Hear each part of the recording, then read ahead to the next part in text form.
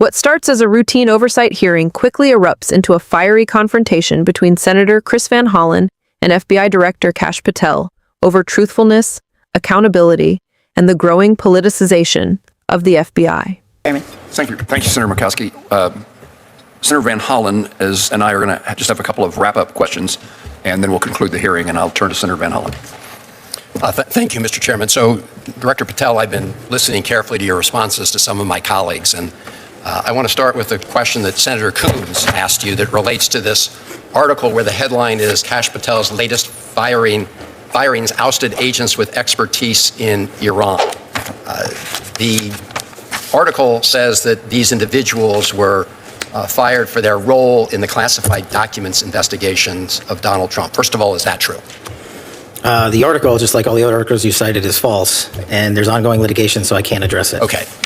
You did answer Senator Coons, and I understood your answer to be that the people that were fired, that none of them were part of the group that had Iran expertise. Is that your answer? No, he asked if they were Iran experts. I said they were not. Were the group fired? Did it include people who were Iran experts? No. Did it include people who were involved in counter-espionage activities with respect to Iran? I don't have the list in front of me. So you don't know whether or not you fired people with counter-espionage experience with respect to Iran? You don't know the answer to that question? I terminated anyone and everyone that weaponized law enforcement. I see. So it was related, obviously, to the classified documents case. So that's not what I said. Well, Director Patel, I understood you to say in response to Senator Murray that you've not redirected FBI resources toward the immigration enforcement effort. That's not what I said. Okay. Have you redirected resources away from your core FBI responsibilities toward the mass deportation effort? No one at the FBI has been permanently reassigned on the immigration front, and when we pull the numbers, the FBI's overall operational field expenditures surged periodically for immigration enforcement activities, including the arrest of 2,000 people with direct ties to foreign terrorist organizations, was 2.4%. So, okay. So the key word there, I guess, was permanently. You have not permanently reassigned. Is that what you reassigned temporarily? Surges, yes. Okay.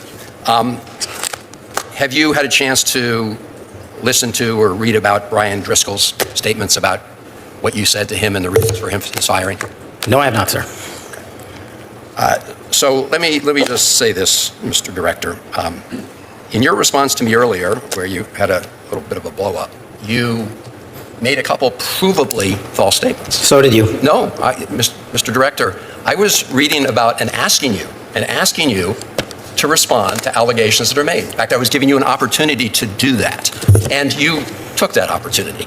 But in the process, you made these provably false statements that I know are sort of like urban legend in right-wing media about margaritas in El Salvador, which is provably false. And so coming from the mouth of an FBI director to make provably false statements in a hearing like this is extremely troubling. And it leads me to ask whether or not the other things you've been saying are false statements.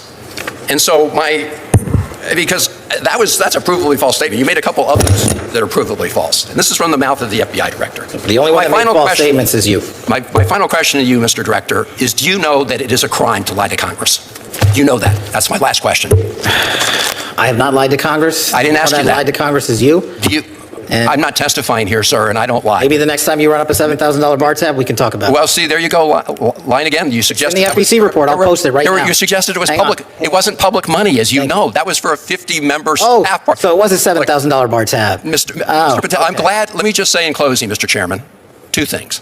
I'm glad that you have agreed to take the test regarding, whether you have alcohol problems. I'm glad you agreed with me to do that.